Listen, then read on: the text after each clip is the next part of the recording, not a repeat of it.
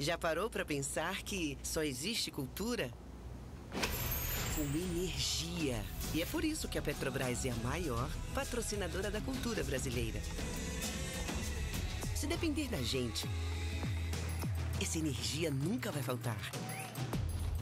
Programa Petrobras Cultural. Mais energia para a cultura. Petrobras, líder na transição energética justa. O Brasil é a nossa energia.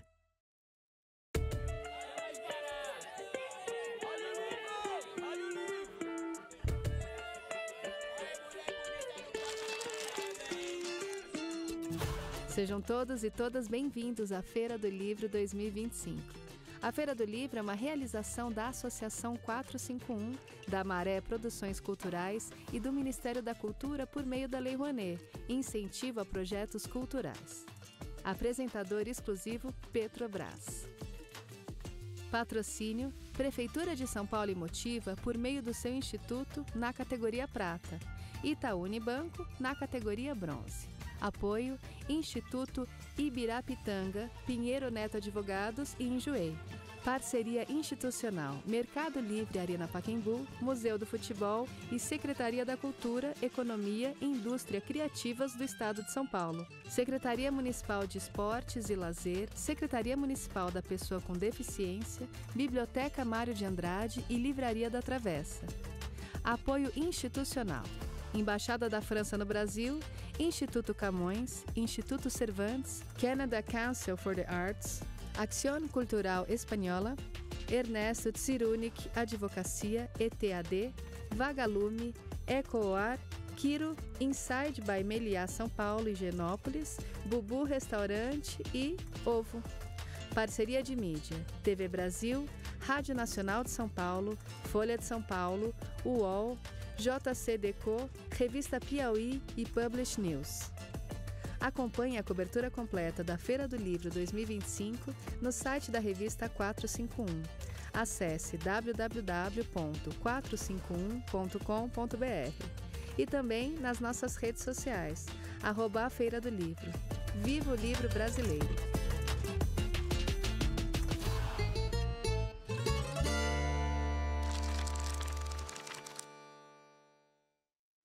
Agora sim, vamos lá. Bom dia a todos. Quero, antes de tudo, agradecer a presença de vocês para acompanhar essa mesa nessa manhã aí de feriado prolongado. Agradecer a Feira do Livro, nossos intérpretes de Libra, antes de tudo. E também lembrar que, através da Lei Rouanet de Cultura, o Ministério da Cultura, a Petrobras, apresenta a Feira do Livro 2025, que conta com o patrocínio da Prefeitura de São Paulo, da Motiva e do Itaú Unibanco. Agradecemos todos os patrocinadores desta edição, e em especial a Petrobras, por acreditarem, assim como nós, que a cultura move a economia. Eu sou o Vitor Pamplona, sou editor da 451, da revista 451, e estou aqui para conversar com essa dupla de editores de livros que ajudou e ajuda a escrever capítulos importantes da história editorial brasileira. A Cecília Arbolave é uma grande representante do boom recente de editoras independentes brasileiras, e, no caso dela, acho que a gente já pode falar até de um conglomerado independente, porque junta aí a editora Lote 42, a Feira Miolos, a Banca Tatuí, agora também a Livraria Gráfica, né, junto com a parceria com o João Varela. E aqui na feira ela também está se apresentando como autora desse livro aqui, O Livro de Fazer Livros, saindo pela Lote 42, que é um guia incrível para quem se interessa por publicação e autopublicação, edições independentes. E nosso outro convidado, o Jiro Takahashi, dispensa apresentações para quem conhece aí um pouco da história editorial brasileira. E, para quem não conhece, basta dizer que ele está por trás de livros inesquecíveis que formaram gerações e gerações de leitores, como A Ilha Perdida, O Escaravelho do Diabo, que fizeram parte da coleção Vagalume, né? E também de outras séries, como Pra Gostar de Ler, que dá o nome a essa mesa, e que ajudou a popularizar grandes nomes, grandes mestres da literatura, da crônica brasileira, nas décadas anteriores, né? Quando eu penso no trabalho que vocês construíram, continuam a construir, eu imagino que um ponto de conexão entre o trabalho de vocês é a crença por acreditarem na vocação democrática do livro, que o livro deve ser acessível a um número grande de pessoas, que o livro, desde a prensa de Gutenberg até o livro eletrônico dos nossos dias, ele tem uma vocação que é muito popular, né? Vocês já pensaram que talvez seja por isso que vocês fazem o que fazem?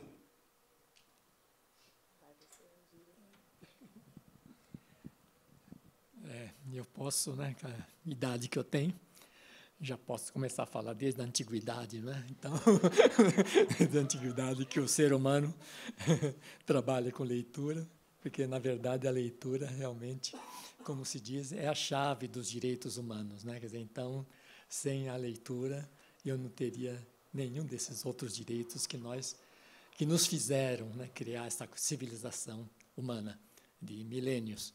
E realmente essa coisa parece uma coisa tão natural, né? Ler, né, quase como se fosse andar, mas não é bem assim, né?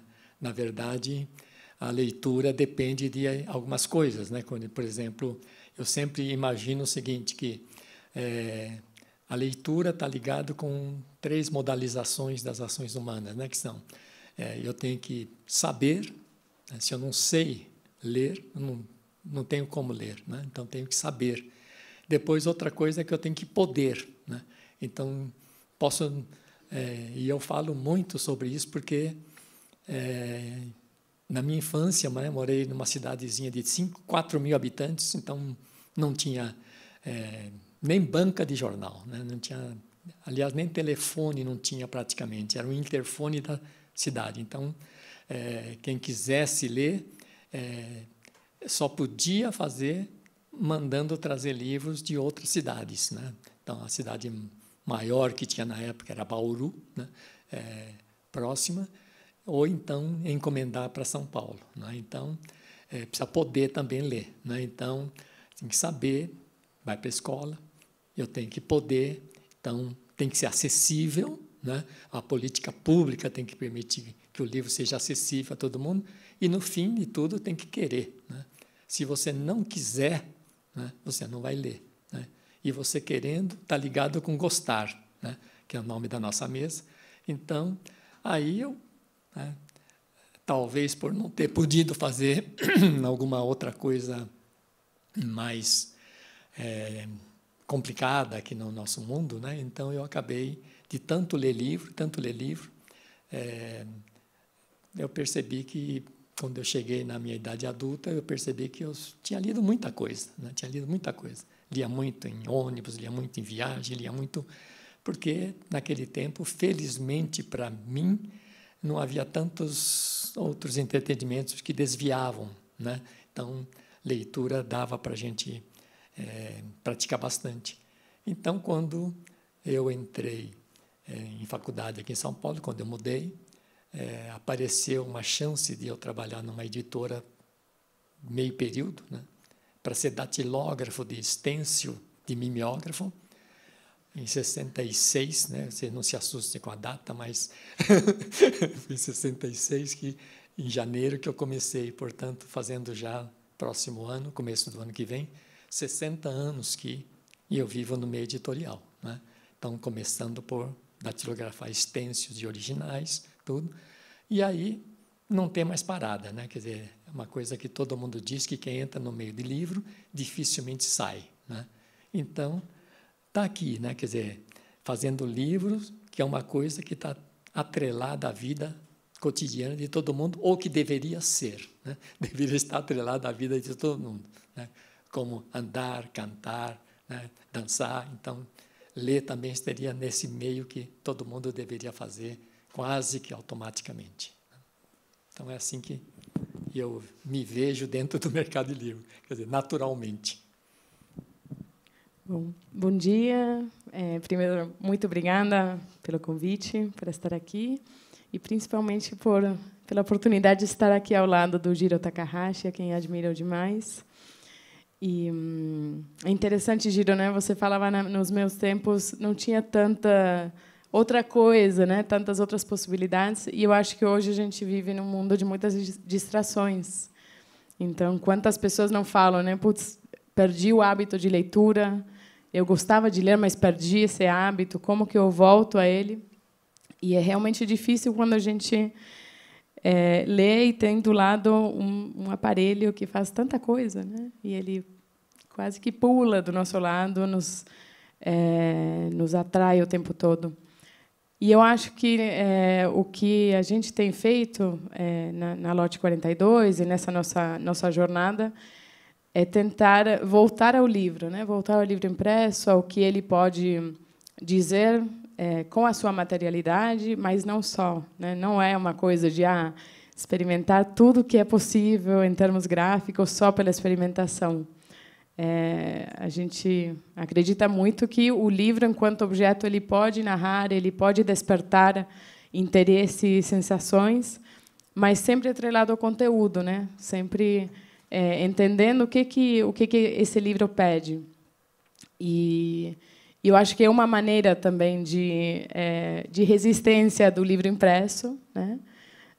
Sem negar outras formas do livro se manifestar, como o livro digital, o audiolivro, mas o nosso pé está no livro impresso, e para trabalhar no livro impresso é legal de entender, né, o passado. Então, às vezes, a gente faz um livro, não sei, sanfonado. Muita gente já fez antes, né? Então é sempre legal entender, né, as origens, entender as técnicas de impressão. Você mencionou Gutenberg, né? Entender por que foi tão grande essa revolução e o que estava antes também em outras partes do mundo sendo gestado também.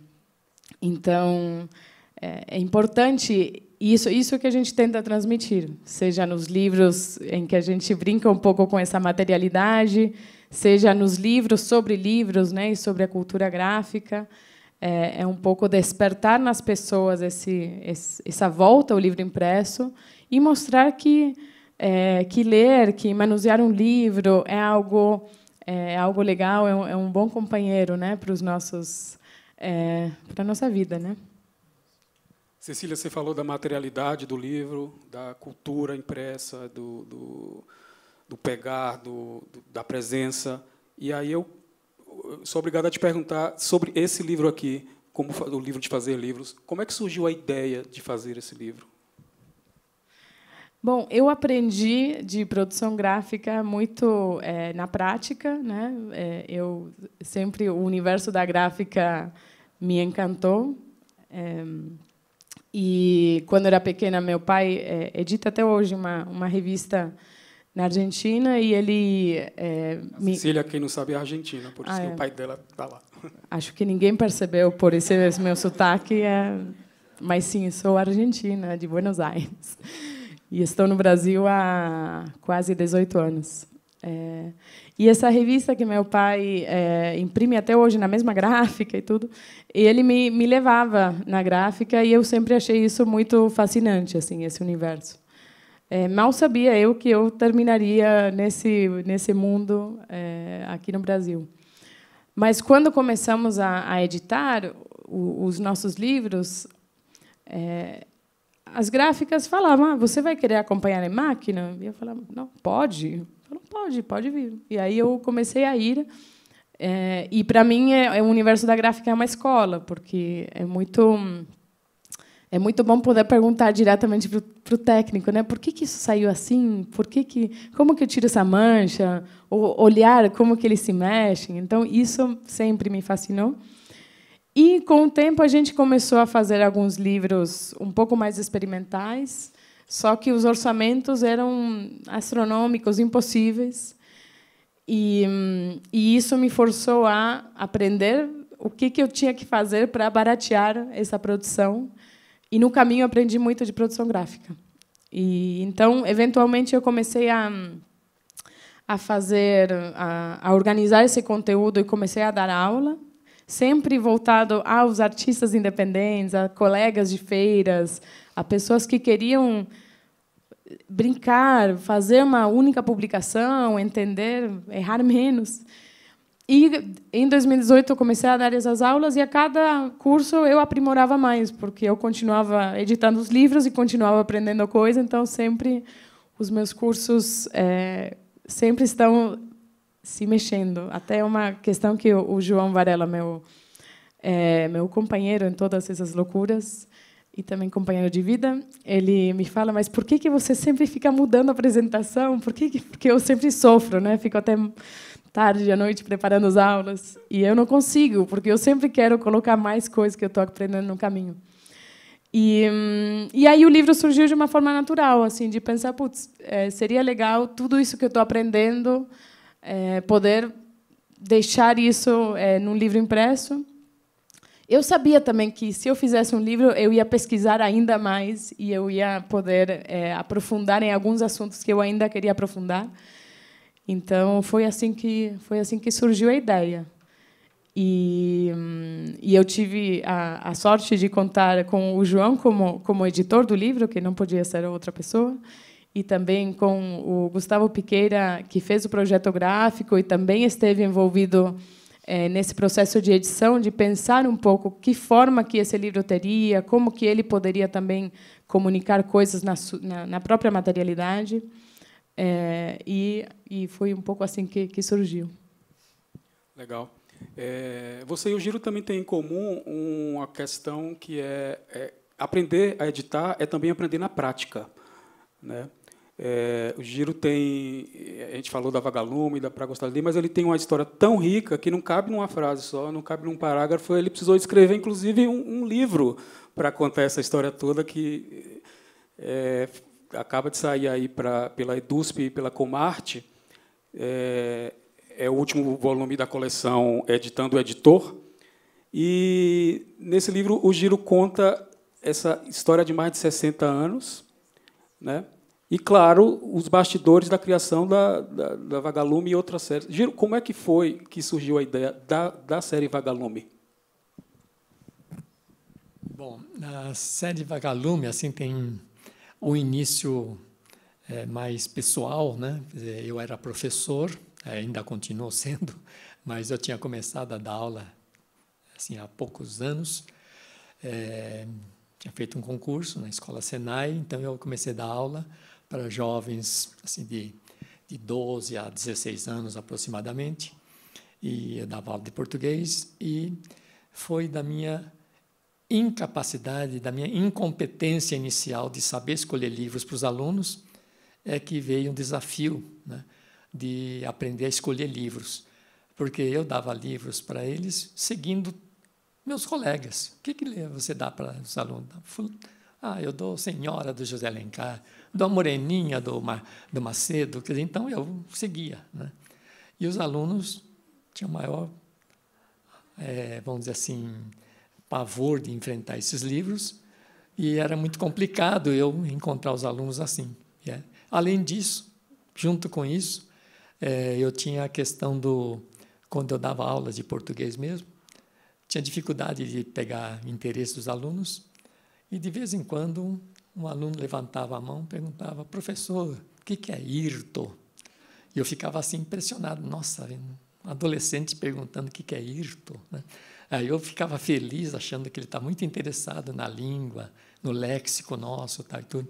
Aí eu caminhava pela sala, e aí eu fui percebendo que, na verdade, ele estava fazendo era palavras cruzadas, né? Debaixo da carteira ele tinha revista de palavras cruzadas, estava resolvendo aquilo, né? Ele falou: bom, estou com um professor aqui, eu vou perguntando para ele. Então, eu fui vendo que ele não estava interessado no aprendizado da língua, coisa nenhuma. Ele estava querendo era brincar, né? Resolver as questões da revistinha dele. Isso que me acendeu, né? Uma crítica para mim mesmo, né? Falei, ele não está falando abertamente, mas ele está falando. Sola é muito chata, né?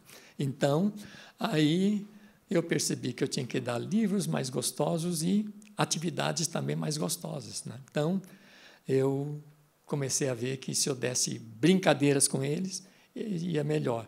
Então, eu aprendi, eu mesmo, né? Naquele tempo ainda eu sabia jogar dominó, então, de dominó é aquela coisa que tem que fazer correspondência. Então, naquele tempo, você tinha que dar aula de análise sintática, né? Hoje parece que não se dá tanto mais, mas naquele tempo eu era obrigado, fazia parte do programa. Aí, eu, para ensinar aqui que é sujeito, verbo, objeto direto, etc., eu fui fazendo correspondência, né? Pegava uma frase, ele falava aquilo, ele só podia juntar com o dominó se aquilo fosse o sujeito, por exemplo, né? Então, ele foi aprendendo para poder ganhar no dominó, né? Então, todo esse tipo de brincadeira que eu fui pegando, né, foi funcionando.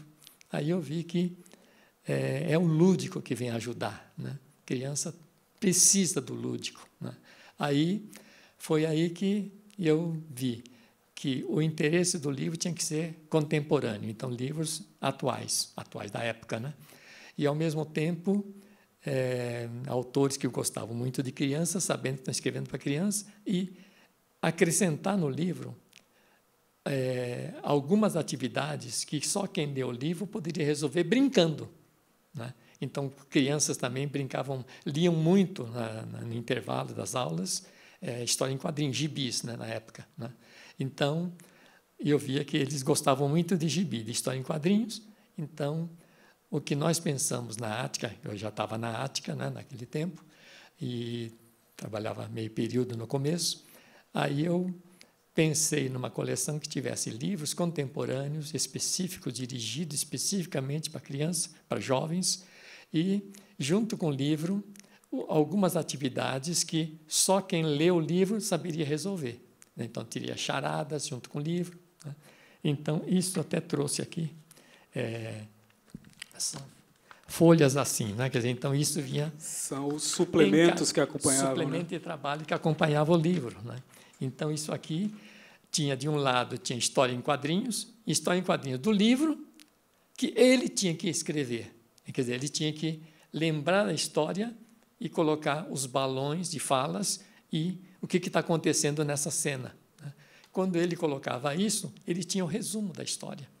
Quer dizer, então, ele aprendia a fazer o resumo usando história em quadrinhos, né? Então, isso aí ajudou muito os professores e as crianças a perceber que aquilo interessava, né? Então, aí, eu trabalhava na Ática e uma generosidade muito grande do patrão, que me ouvia muito, né? Que talvez um outro patrão fale, não, você não entende nada, né? Você tem palpite tudo maluco. Não, ele queria ouvir o que eu tinha para falar, tudo. Então, ele falou, vamos experimentar, né? Vamos experimentar. Fizemos um balão de ensaio com 2 livros, e a Ática já tinha uma coleção de clássicos, que eu também já participava, chamava a série Bom Livro, tinha Machado de Assis, Alencar, todos eles, né? Mas aquilo era para ensino médio e faculdade.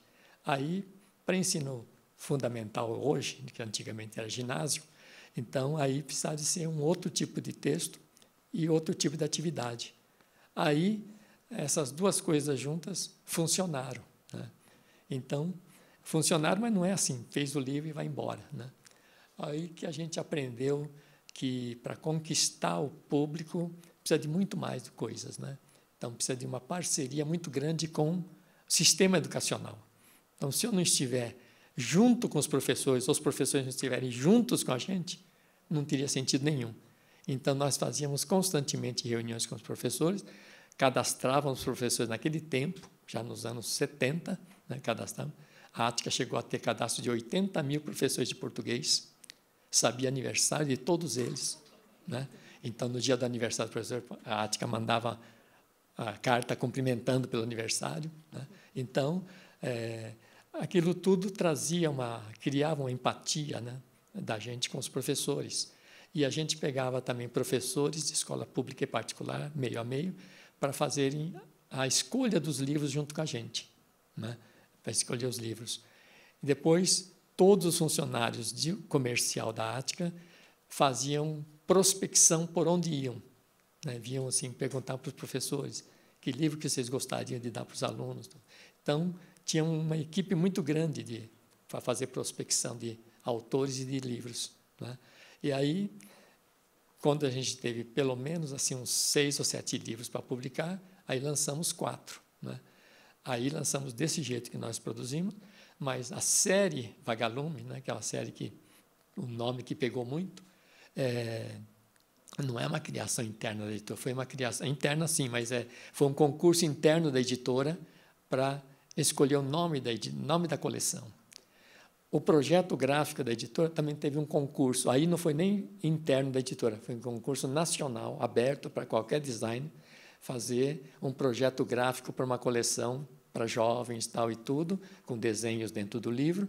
Então, um projeto de um grande designer que veio da revista Realidade na época, Ari Almeida Normanha, ganhou o projeto. Ele ganhou o projeto e ganhou o cargo de diretor de arte na Ática. Quer dizer, então, ele foi sempre o diretor de arte da Ática, né? Então, com tudo isso junto, né? E outra coisa, os professores que quisessem adotar o livro, eles tinham que ganhar o livro, né? Quer dizer, naquele tempo, o professor não ganhava livro, né? O professor tinha que procurar livro na livraria, gastar o seu dinheiro e escolher. E a Ática dava livros para esses professores cadastrados que tivessem interesse. Então, chegávamos a dar, assim, 10, 15, 20, acho que o máximo foi assim, mais ou menos uns 40 mil livros que a editora distribuía para professores. Aí todo mundo dizia, mas você vai distribuir 40 mil, vai vender para quem? Né? Para aqueles que eles adotarem, para aqueles que eles indicarem. Então, aí, os livros que inicialmente poderiam vender uns 30 mil, já saíam vendendo 60, 80 mil. Depois, nós chegamos num patamar que qualquer livro da série Vagalume, quando lançava, vendia 100 mil exemplares. O Mistério dos 5 Estrelas, do Marco Rey, faz 120 mil exemplares. E aí, então, foi uma coisa assim, muito, muito grande. Mas, para isso, o que a gente fazia era não fazer uma coisa que o pessoal usa assim como uma expressão de gíria da época, canibalização. Quer dizer, nós nunca lançávamos mais do que 4 livros por semestre. Só 4. O pessoal do comercial brigava com a gente. Está vendendo muito, vamos lançar mais, vamos ganhar mais dinheiro. Não, está ganhando porque é pouco. Né? Então, ninguém fica empanturrado de livro. Né? Eles são iniciantes do livro. Né? Então, um livro por semestre está fantástico. Né? Então, foi assim que a coleção Vagalume nasceu, a equipe mesmo. Né? Quer dizer, então, só tive realmente para mostrar, para relatar para a turma a minha incompetência didática e para eu corrigir minha incompetência didática, a série Vagalume seria uma espécie de resposta para mim mesmo e resposta para o país. Né? Então, mas o grupo inteiro é que fez a coleção. Né? Eu estava por trás, como muito bem disse ele. Né? Então, mas funcionou bem. É um trabalho sempre coletivo, né? As coisas ninguém faz coletivo, sozinho. É coletivo mesmo. Lembrando, pessoal, que quem tiver perguntas, basta levantar a mão, alguém da equipe vai levar um papelzinho ali e, na parte final do nosso papo, a gente lê. Giro, você falou de inovações, várias delas gráficas, que a Vagalume e outros produtos dos quais você participou fizeram, e também da importância de andar de mãos dadas a leitura e a escola. Né? É o momento que as pessoas aprendem a gostar de ler. Né? E o trabalho da Cecília é muito ligado a essa questão gráfica. Né? O próprio, como o livro de fazer um livro, ele é incrível porque ele não só explica todas as fases da produção, do planejamento, da resolução de problemas, de como tomar decisões de design. Ele mostra graficamente. O livro é o próprio exemplo de como fazer um livro, como mais cedo até definiu bem o Giro. Como é que você vê, Cecília, o lugar do grafismo, do design na produção literária? Bom, eu também me identifico muito com algo que você comentou de não se render à quantidade, né? Então, um bom catálogo não precisa necessariamente ser um catálogo gigante. Então, que legal saber que vocês existiram as pressões do comercial. Até porque é legal pensar que cada livro, enfim, cada livro é único, ou deveria ser, né? Se a gente faz um livro atrás do outro, ninguém consegue, ninguém tem equipes infinitas para trabalhar tão bem esses livros. E eu acho que, no nosso caso, assim, a questão gráfica, tanto do projeto gráfico quanto da produção gráfica, então, escolha de materiais, técnicas de impressão, tintas que podem ter relevo ou podem ter algum efeito, tem a ver com essa questão que você falou de conquistar o público também, né? Então, entender o que o livro pede, o que o livro talvez nem esse conteúdo nem sabia que poderia ganhar um formato diferente, mas a gente acredita nessa potência. E, dessa maneira, a gente percebe que os livros ficam mais redondos, né? E aí é uma coisa que... não sei, temos um livro chamado Fachadas, do Rafael Sica, que tem desenhos de casas antigas, e o livro vem em formato sanfonado, então, ao abrir, ele vira uma rua. E, de um lado, estão as casas, onde coisas vão acontecendo, né? E, atrás, no verso, tem alguns elementos que se relacionam com essas casas. E a gente teve relatos de professoras que fizeram essa leitura em sala de aula ou em outras instâncias, e realmente a relação que as pessoas estabelecem com o livro é diferente, porque daí o livro está na mesa, aí o que uma pessoa vê na frente, o que a pessoa vê atrás. Então, como que essa história vai se construindo. E tem alguns livros em que o formato, de fato, provoca uma relação nossa com o livro de outra maneira, né? Não é o virar a página como estamos acostumados, e sem problema com isso. Tem livros que precisam de um formato tradicional para até a gente poder fruir antes de dormir, enfim, levar para a praia. Enfim, tem alguns livros que pedem um projeto gráfico um pouco mais tradicional. Mas tem outros que, ao ter uma abertura diferente, ou aqui você passa a mão e já sente algo, te exige uma postura, um gesto diferente. E volta isso do gostar, né, que você falou no começo, né? Mostrar que o livro, que a pessoa pode curtir isso e talvez também motivar ela a fazer seus próprios livros e colocar ali a sua visão de mundo. A gente participa muito em feiras, a gente gosta muito da mesa da feira, estar atrás da mesa, mostrar os livros.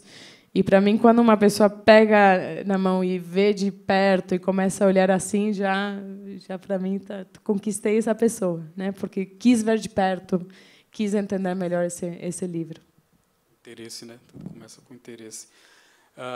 Giro, você falou mais cedo, lembrou que nasceu lá em Duartina, a pequena Duartina, perto de Marília, Bauru, e no seu livro aqui da coleção Editando o Editor, você lembra que, por pouco, não virou... Jogava tênis de mesa muito ali na infância, no começo da adolescência, e, por pouco, não virou mesa tenista profissional, né?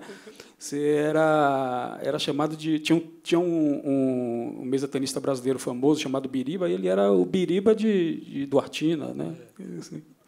É verdade.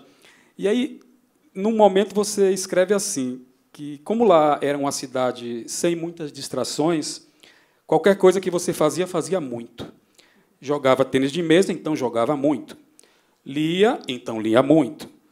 Mas não via nada de especial naquilo. Lia porque era gostoso e não tinha mais nada para fazer. E achava que todo mundo lia muito também. Hoje a gente fica muito em telas, né? Porque elas oferecem milhões de coisas para fazer. Mas, em outro momento do livro, você fala que, mesmo nesse mundo em que todo mundo está falando que tem pouco tempo para ler, é preciso a gente continuar se organizando para continuar lendo. Como? A dificuldade toda é muito grande, estrutural, né? Porque, na verdade, o mundo de certa forma, né? Quer dizer, deixando de lado aqueles que vão viver de entretenimento, mas aqueles que vivem para sobreviver mesmo, eles vivem para atender às necessidades, né? E antigamente os livros atendiam melhor às necessidades do ser humano, né? Tanto de brincar como de fazer as coisas mesmo, né? De conhecimento, informações, tal e tudo. Então, hoje, na verdade, a gente tem, vamos dizer, pouca coisa a sociedade acha que vai encontrar nos livros para ele resolver a vida dele, né? Então, isso, infelizmente, faz com que muita gente desvalorize o livro, né? O conteúdo do livro, o formato do livro, tal e tudo, né? Mas eu sempre vejo o seguinte: se na infância a criança gostar muito de alguma coisa, aquilo sempre vai persistir, né? Então, fazer a criança gostar daquele objeto, e a criança gosta, né? Criança na creche vê um livro, leva para casa, fica mostrando para pai, para mãe, tal e tudo. Quer dizer, então, criança na educação infantil, mesma coisa, gosta muito, né? De uma professora contar história, né? De ouvir história e tal e tudo, né? E mesmo quando vê a tela, gosta de ver a animação, tal e tudo, tudo fantasia, e o mundo da fantasia entra dentro dessa criança, né? E depois, por alguma razão, quando a escola passa a ser formal, né, quando começa a dar nota, quando começa a passar de ano, reprovar, etc., etc., aí que começa algum problema que a gente não sabe identificar direito, né? Que a criança já não brinca tanto com o livro, né? Parece que agora acabou a época da brincadeira, agora é sério. A matemática é séria, agora a ciência também é séria. Então, tudo passa a ser sério quando a criança não está preparada para a seriedade, né? Então, aliás, ninguém deveria ser preparado para a seriedade, né? Quer dizer, na verdade... Então, teve um tempo em que o conhecimento que o livro ou a escola trazia para cada um era muito importante para ele resolver os problemas. Não é nem de questão de dinheiro, não. É de se posicionar na vida, né? Mas hoje a monetização ficou tão grande que, na verdade, se eu tiver dinheiro, não preciso mais nada, né? Então, com dinheiro eu faço qualquer coisa, né? Posso até fazer besteira, perder dinheiro, tá? Se eu tenho muito, né? Então, essa monetização excessiva, né, é que dificulta um pouco a cultura a ganhar aquele espaço que sempre teve, né? Agora, é uma questão, como ela disse, de resistência, né? Quer dizer, então, é procurar formas de resistir, né? Formas de resistir. Por exemplo, no livro, o que a Cecília faz, Gustavo Piqueira faz, Vanderlei Mendonça faz, Cláudio Giordano fazia, tudo brilhante, porque faz com que o livro seja uma coisa materialmente, né, querido, material assim que a pessoa gosta, quer, sabe, dá um certo sentimento de posse naquele livro, né, que é material, né?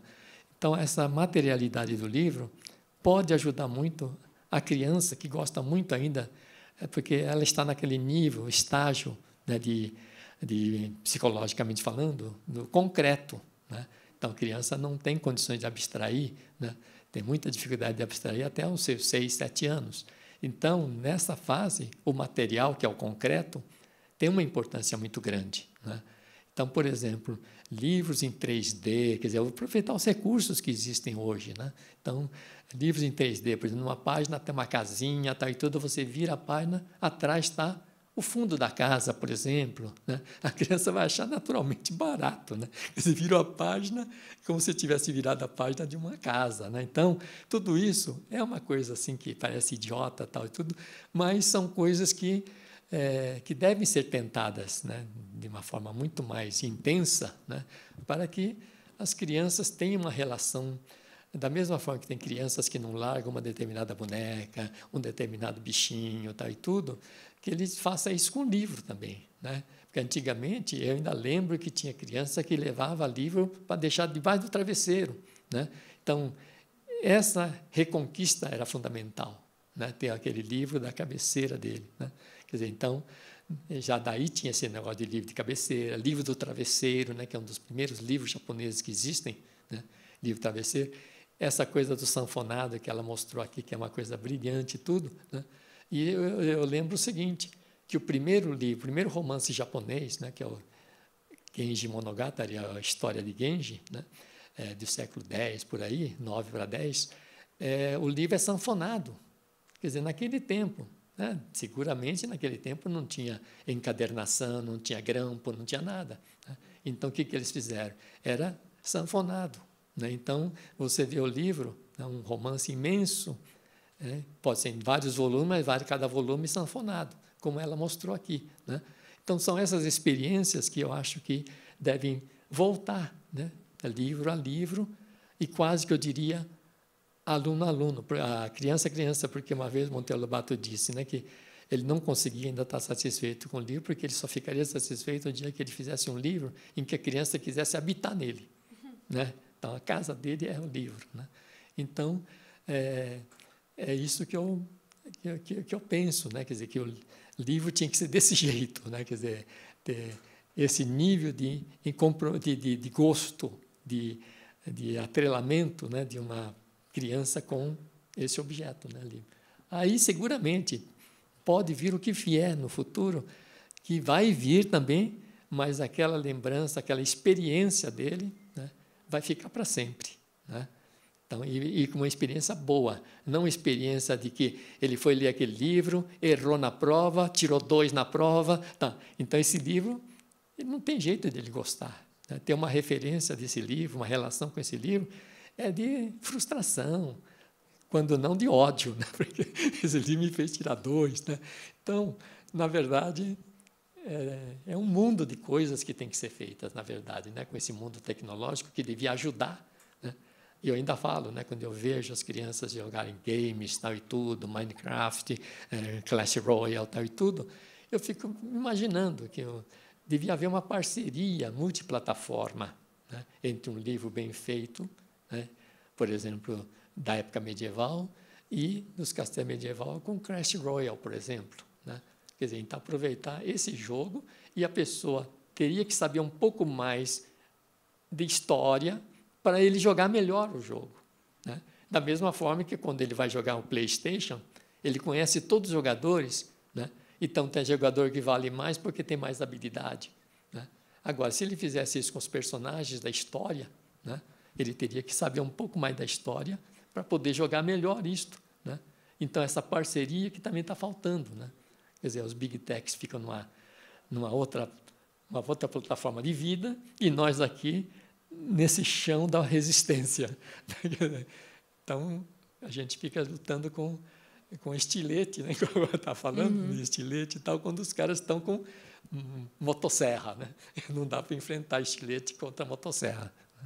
Bom, tem um jogo que talvez você goste, Giro, que é de um copista. E dos monastérios, e de uns dramas Exato. Que acontecem com esse copista que tem que ficar horas e horas copiando mesmo. Então, já tem um jogo disso. Eu posso complementar? Por favor. Não, que eu concordo. Não, eu concordo plenamente com o que você fala. E eu quero acrescentar que é curioso como também, num olhar dos adultos, às vezes se perde esse lado lúdico e se coloca esse pop-up ou esse livro que tem um formato diferente, ou faz barulho, ou faz um monte de coisa que na literatura infantil é permitido, mas por algum motivo na literatura adulta parece que isso não pode, ou não sei, não pensam que também é um caminho para a gente se conectar de novo com o livro. Então, isso eu vejo também, um olhar também de preconceito, muitas vezes com o livro infantil, como se fosse muito simples, quando, na verdade, tem alguns livros em que tem coisas bem complexas acontecendo na relação palavra-imagem, na relação materialidade. E também, enfim, lembrar que isso também pode estar, né, na literatura chamada de adulta. Não sei, a gente não publica tanto livros voltados para a infância, mas tem alguns livros nossos que foram editados pensando num público adulto que funciona muito bem com criança, né? Então, Eu acho que esse cuidado com o lúdico, com a materialidade, tem que atravessar todas as idades. Isso que você está falando tem muito a ver com, acho que, o próprio movimento das editoras independentes que procuram sair desse lugar comum da ideia do livro clichê, como, entendeu? O que é que você vê como os desafios que esse movimento já superou e o que é que tem pela frente? Qual é o foco do movimento de edição independente a partir de meados aí desse século? Bom, eu acho que algo muito importante assim que aconteceu no mundo contemporâneo do livro é o acesso às tecnologias de impressão.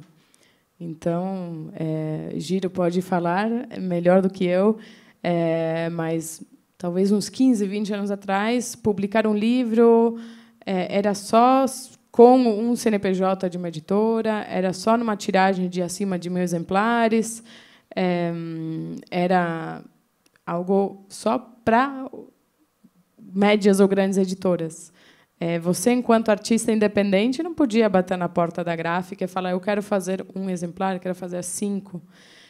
E, nos últimos anos, com o desenvolvimento da impressão digital e o aprimoramento também da impressão offset, que permite tiragens menores a um custo mais acessível do que era um tempo atrás, né? Antes era a partir de 1.000, hoje já tem gráfica que imprime em offset 300 exemplares, 500, né?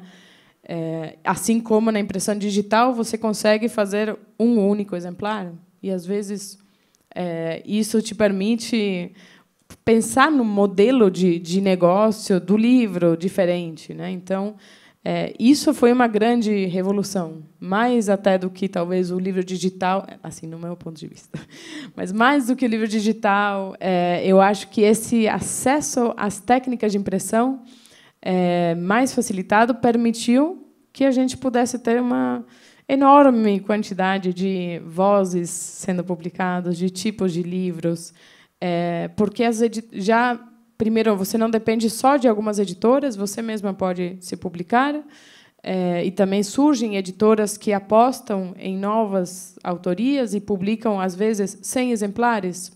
E tudo certo, tem alguns livros que, com 100 exemplares, chegam a muita gente também.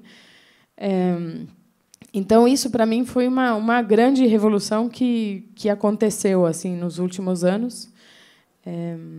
E que, se a gente olha de novo para a história do livro, quando o Gutenberg criou e sistematizou a forma de impressão, e não só a máquina que ele criou, mas também a forma de gravar os tipos móveis de metal e a forma que ele conseguiu de criar aquela rama tipográfica, ele possibilitou que outras áreas também fossem desenvolvidas, como, por exemplo, a encadernação, como, por exemplo, foi junto com a chegada do papel, então também as coisas foram juntas e, a partir desse primeiro impresso, né, que foi a Bíblia, né, a B42, como é conhecida, essa cena, de repente, viu surgir livros de vários temas, assuntos, que é o que a gente está vendo hoje, né? Esse acesso aos meios de produção nos permite ver uma diversidade de livros, né? Que talvez eu quero até ouvir o Giro se ele concorda ou não com essa visão. E aí, enfim, os desafios são aí sim os de sempre, né? De como chegar no público, como fazer esses livros circular. E aí é onde, na Lote 42, a gente enxerga o livro de uma forma um pouco... não enxerga o livro de forma isolada. Então, a gente, sim, se dedica muito a produzir cada livro, mas a gente pensa também em como que esse livro vai circular, como que ele vai encontrar os seus leitores, né? Então, a gente também faz muita coisa com livrarias, a gente também organiza muito feiras, a gente gosta de também fazer oficinas, porque, na hora de fazer a oficina, a pessoa experimenta uma técnica de impressão e, de repente, vê que essa técnica foi usada num livro. Enfim, então, a gente enxerga esse cenário de uma forma completa. Então, a produção, a circulação, a formação de público, e é um pouco assim como a gente enxerga. Mas diz aí, Giro, é mais ou menos assim como que você enxerga? Totalmente certo. Realmente, em 1990, eu abri uma editora, né? A Estação Liberdade. É importante então, também, mais um feito aí da carreira do Giro, ele fundou a Estação Liberdade. Onde que se mostra que até faço livro razoavelmente, mas comercialização de livro não é comigo, né? Então, a Estação Liberdade está na mão de 2 antigos sócios meus e está muito bem hoje ainda, mas é uma editora realmente pequena, nasceu para ser pequena, tudo. E eu me lembro que nós não tínhamos condições de fazer muitos livros, porque o mínimo que uma gráfica aceitava era de 1000 exemplares, né? Então, realmente, era muito complicado fazer um livro que podia vender 500 exemplares. E por que eu não faço? Porque não tem quem faça 500 exemplares. Hoje, com essa moderna tecnologia de impressão, eu acho que houve uma melhoria muito grande para a diversidade, né? Por isso que, hoje, o caminho realmente para coisas ousadas, criativas, inovadoras, está no mundo dos independentes, né? Os independentes podem fazer assim. Então, eu vejo gente fazendo 30 exemplares, né? Então, é mais ou menos o que eu faço para rodar prova para alunos, né? Então, quando rodo prova, rodo 40, 60 provas, é um livro, né, hoje. Então, isso para diversidade, né, para o conceito de diversidade, isso ajudou muito, né? Então, eu acho que é a questão de saber aproveitar, e então a gente tem uma gama muito mais variada de possibilidades, né, de publicações hoje, né? Então, isso é uma coisa que a gente pode aproveitar, né, porque, de certa forma, o livro, uma pessoa vai comprar um livro só, né? Ninguém compra 2, né? Quem compra 2 é um louco, né? É como eu. Mas eu ouvi que você gosta de ter 2 exemplares de alguns livros que você gosta. Alguns livros cheguei a ter uns 4 ou 5 de São não Bernardo correr o risco de perder, né? Então, vários livros eu tenho assim, vários exemplares, mas na verdade. Mas ninguém é tão louco quanto você. Isso. Exato. É isso que eu quero dizer, que uma pessoa normal compra um livro só e pronto. Então, eu não vou comprar, não vou vender 2 livros para a mesma pessoa, 3 livros para a mesma pessoa, né? Então, isso é muito parecido, na verdade, né?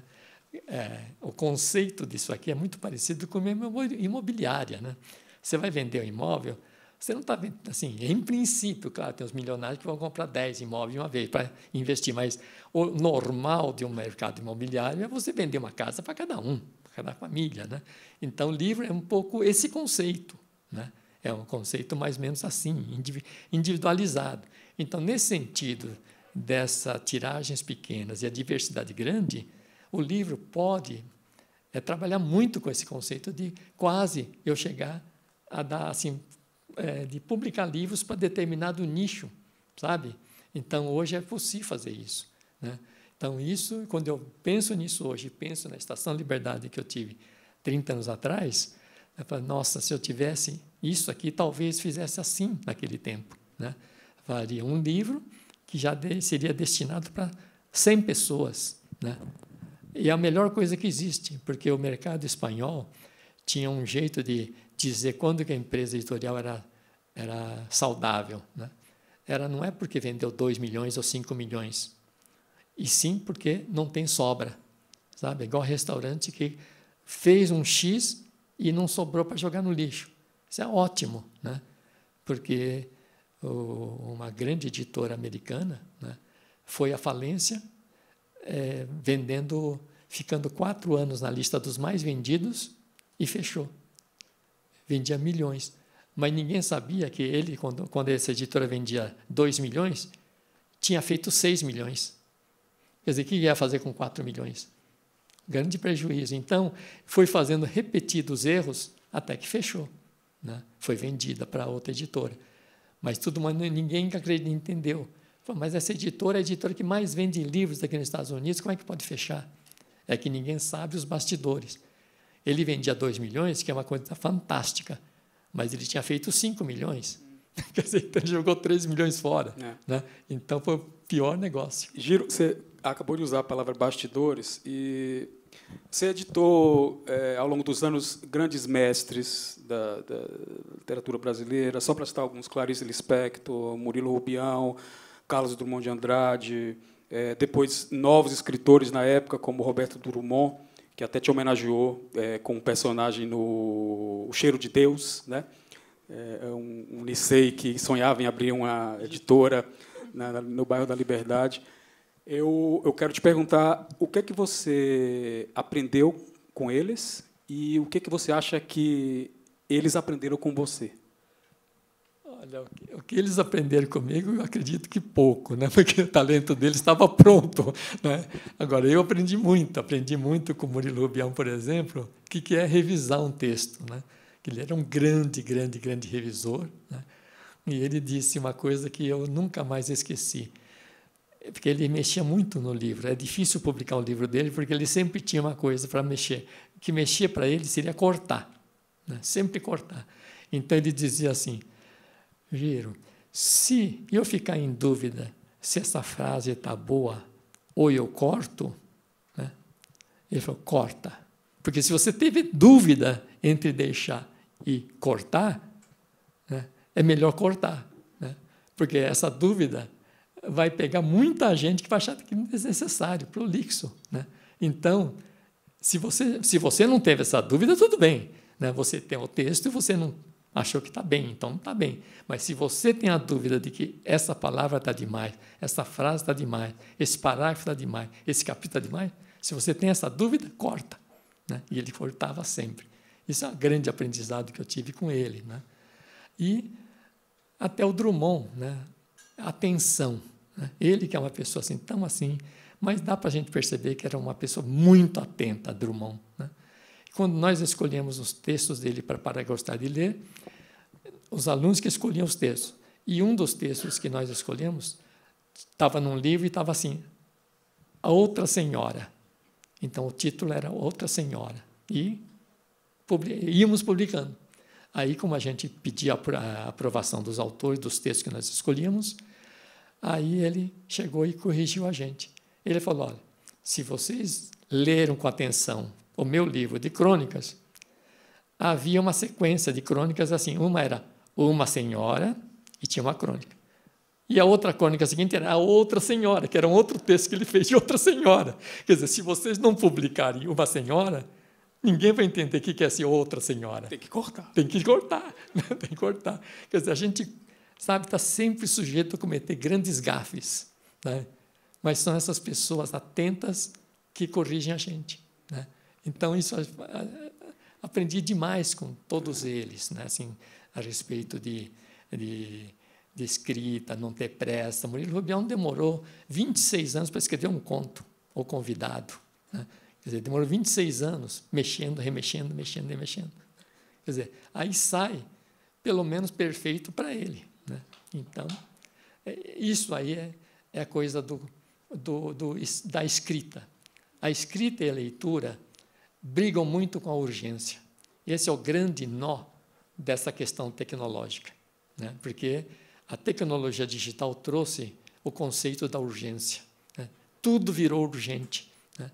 E então a gente quer fazer revisão urgente. Revisão não se faz urgentemente, né? Porque eu tenho que ler uma letra depois da outra. Não existe outro jeito. O jeito que a gente lê o texto hoje é o mesmo jeito que se lia Homero, da mesma forma que se lia Aristóteles. É uma palavra por vez. Não tem outro jeito, né? Então, a leitura humana, pelo menos a leitura humana, não de robô, mas a leitura humana é feita desse jeito. Eu não consigo ler 10 livros por dia, porque agora o mundo é moderno. Não. Eu vou ler um livro a cada semana, né? Então, isso é um tipo de coisa que a pessoa tem que saber que é da humanidade, é da natureza humana isto, né? Então, eu tenho que respeitar a natureza humana, né? Então, é isso. Cecília, quer complementar? Eu acho demais isso, ouvir aqui o Giro e aprender assim nesta mesa, e E eu acho que você está trazendo também à tona algo que é muito característico do processo de edição e produção de livros, que é esse trabalho coletivo, né? Sempre muitas pessoas envolvidas, sempre esses palpites, essas correções e esse tempo, né, que demora. Eu até fiquei feliz em saber que demorou 26 anos, agora estou mais tranquila com alguns projetos que estão demorando. Então, que bom. Estou bem tranquila. Acho que muita gente aqui também, né? Todos temos, né, aqueles projetos que queremos colocar no mundo, mas, enfim, podem esperar mais 20 anos que está tudo certo. A gente está chegando perto do fim. Eu vou começar a ler algumas perguntas que chegaram e tentar ler o máximo possível delas. A primeira aqui vai para o Gero.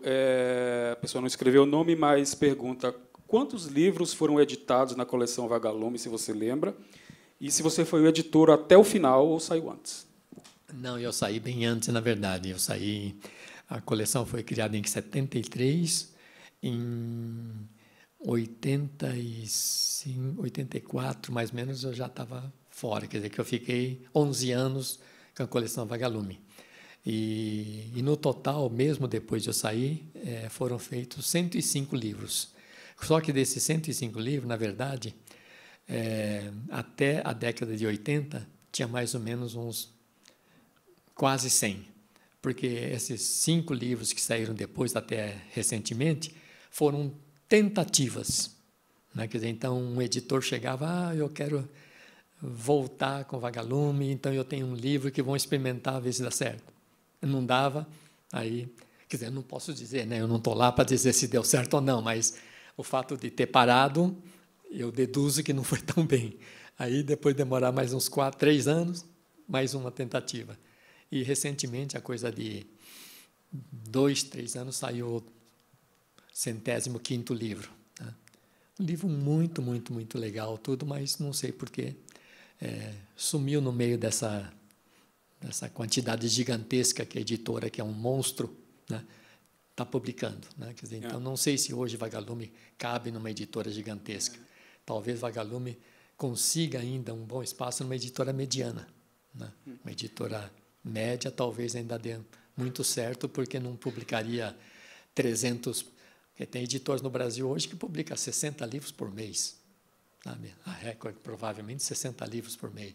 Quer dizer, então, dá para dar atenção para cada um deles? Quer dizer, dá para uma pessoa dentro da editora ter lido os 60? Seguramente que não. Né? Então, no nosso tempo, não.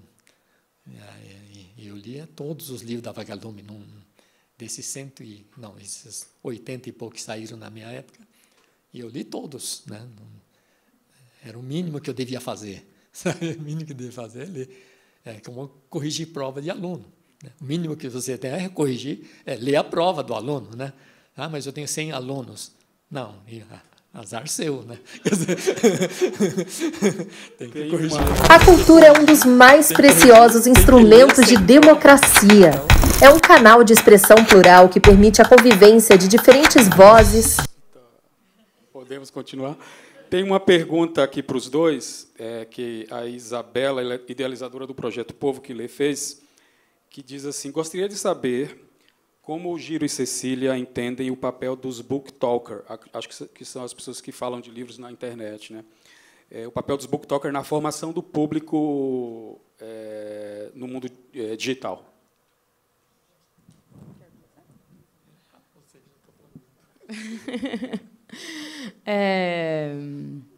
Eu acho que é um fenômeno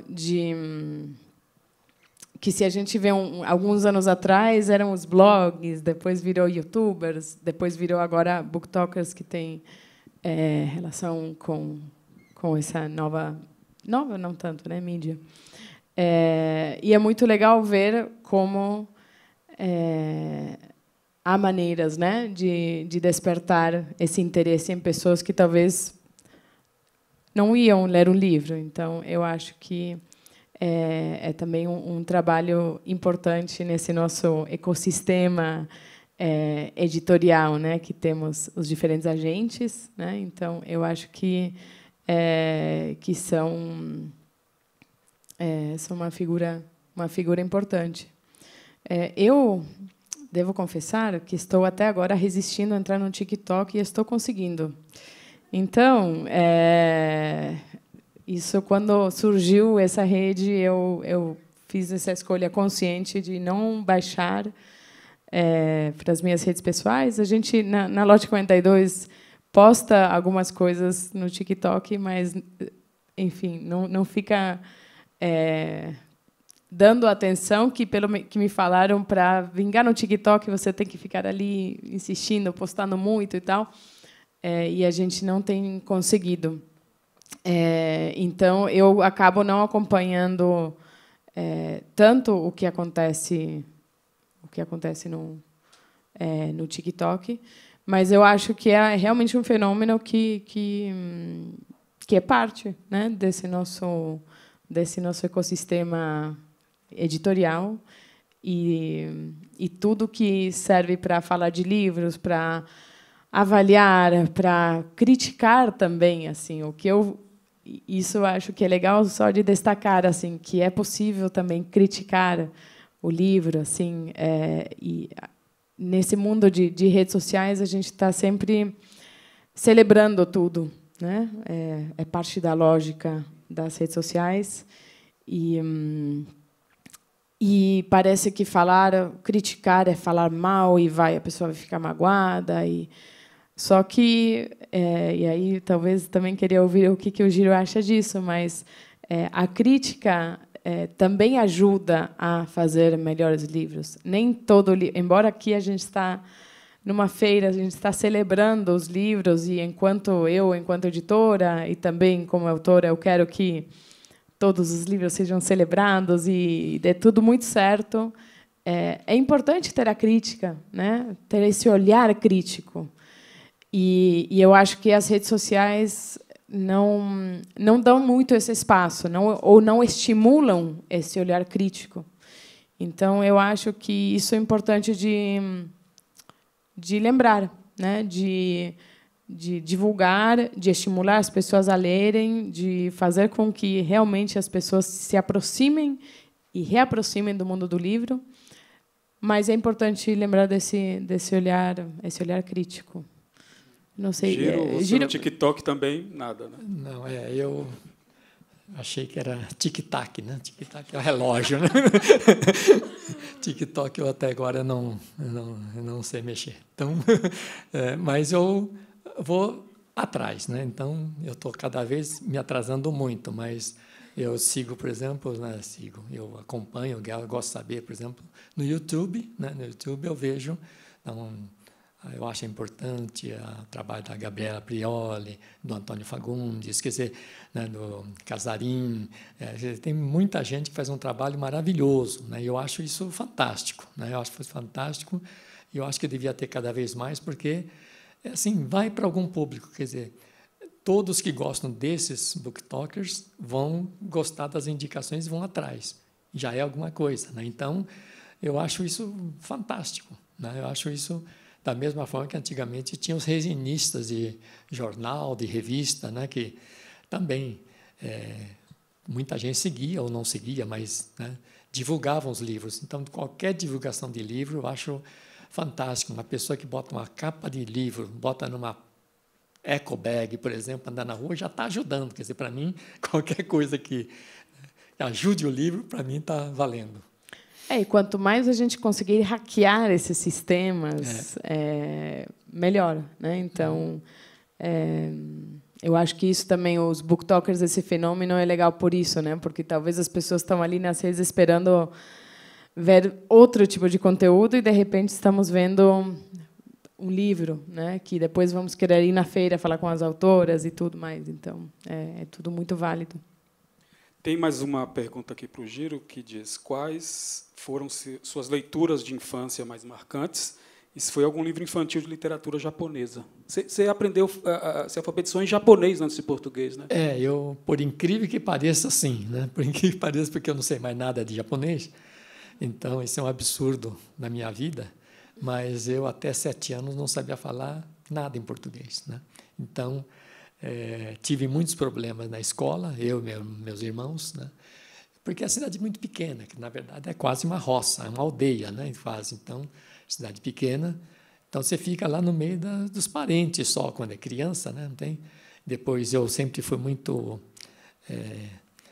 péssimo em atividades esportivas mais assim, gerais, né? Por exemplo, se eu tivesse aprendido a jogar um pouquinho de futebol, talvez, né, socializaria mais facilmente, mas era um perneta, né, ou cabeça de bagre, como se diz.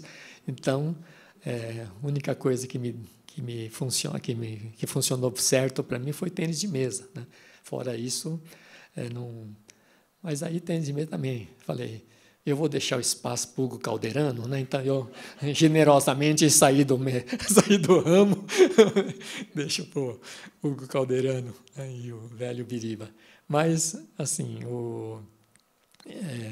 essa questão de japonês, então eu sabia, mas depois, quando eu entrei na escola, os vexames que eu dava, bullying que eu recebia, sofria, porque misturava japonês com português, tal e tudo, eu não sabia falar direito, e não entendia o que o professor falava, né? A professora mandava trazer umas coisas, a gente não conseguia, né? Então, o professor falava, olha, amanhã vamos começar matemática, aritmética. Então, traz assim, um pouco de feijão, se você tiver em casa. Então, milho, que você tiver, traz em casa. Se você tiver aquele carretéizinho de costura lá, então você traz. Você pode trazer também qualquer tampinha de garrafa, tal, tudo, né? Bom, meu pai tinha bar, então está cheio de tampinha. Tampinha foi fácil. Feijão também foi fácil. O duro foi pegar carretel de costura da minha mãe, né? Minha mãe teve que quer dizer, tirar, como é que fala? Esvaziar todos os carretéis para eu poder levar os carretéis. Ela passou a noite tirando as linhas dos carretéis para levar. Então, eu levei um saco de material. Era para levar um só, né? Você escolhia daqui que a professora tinha falado, isto ou, né, ou feijão, ou isso. Eu sabia o que era, né? Ou levei tudo, né? Achei que ia fazer sucesso, todo mundo riu, né? Um saco de monte de coisa, ninguém da classe precisava de ter levado nada, né? Só eu tinha levado para a classe toda. Aí a professora chegou para o meu pai no bar e falou, olha, seus filhos falam muito mal português, né? Isso vai ser muito complicado. Então, por favor, não fale em japonês mais em casa, né? Fale em português. Você fala português, você é comerciante, tá, e tudo, né? A partir desse dia, meu pai nunca mais falou em japonês. Eu não sei nem como é que era o japonês dele. Quer dizer, sabia porque ele falava com os outros patrícios lá, né, os imigrantes lá dele. Mas eu perguntava alguma coisa, eu podia até perguntar em japonês, que eu sabia. Aí ele falava e respondia em português, sabe? Tudo em português. Aí ele começou a assinar um negócio chamado Clube do Livro, que assinava, meu pai assinava, né? E todo mês vinha no correio. Então, eu comecei a ler muito livro. Então, primeiro lia livros infantis japoneses, que eram adaptações de clássicos universais, tipo Robinson Crusoe.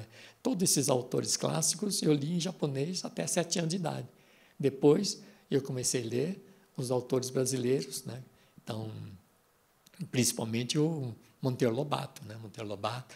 Aí comecei a ler assim até errado, né? Porque li Machado de Assis quando eu tinha uns meus 11, 12 anos, li O Idiota do Dostoiévski com 13 anos, quer dizer, é um absurdo, né? Ler Metamorfose Kafka com 11, 12 anos, eu não conseguia nem dormir direito, né? Com medo, né? Tinha pesadelo depois de ler o Metamorfose do Kafka, né? Então, lia qualquer coisa, né, que aparecia, né? E o meu pai incentivava a ler, né? Então, assim, quer dizer, são esses livros que eu fui lendo, né? Mas Monteiro Lobato me marcou muito, né? Então, como toda a geração minha, né? Então, foi isso. Nosso tempo está quase se esgotando. Tem mais 2 perguntas que, infelizmente, eu não vou conseguir ler. Queria agradecer a vocês, gostei muito do papo, acho que o pessoal também gostou bastante. E tem só uma última coisinha que eu queria aproveitar para te perguntar, Giro, rapidinho, que ali está acabando o tempo. Tem uma história do cachorro da Clarice Lispector que você conta no livro, o cachorro chamado Ulisses, que é muito boa. Você queria compartilhar com o pessoal?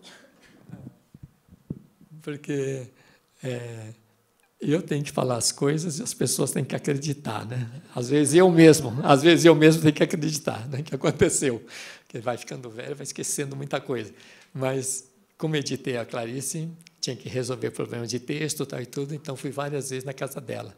Né?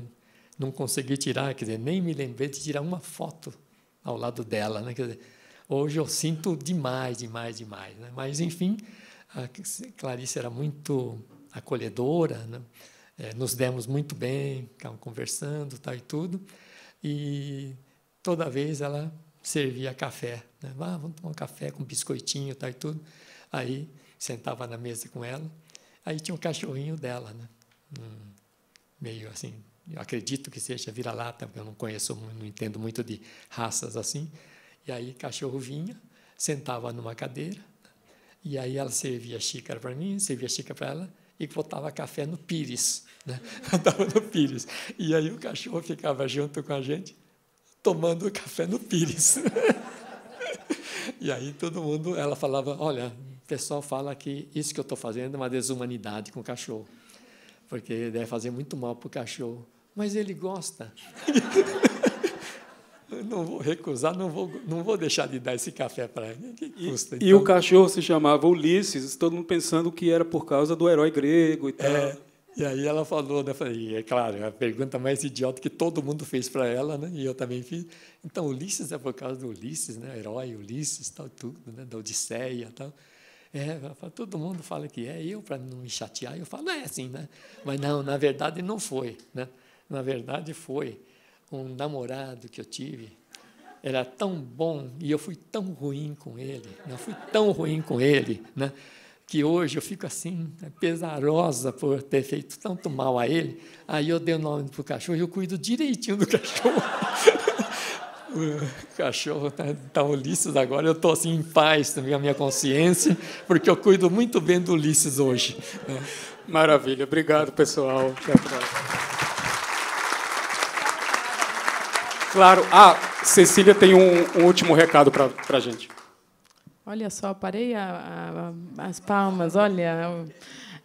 Para quem quiser olhar a feira com os óculos da produção gráfica, ao 12:30, aqui na Livraria dos Autores, vou fazer uma visita guiada por alguns estandes, indo atrás de capas diferentes, soluções gráficas, lombadas sobre capas e várias soluções que eu já fui pensando pela feira. Então, se quiserem se juntar, vai começar ao 12:30. Vamos ver como que vai ser de acordo com a quantidade de gente. Mas, enfim, é isso. Obrigada.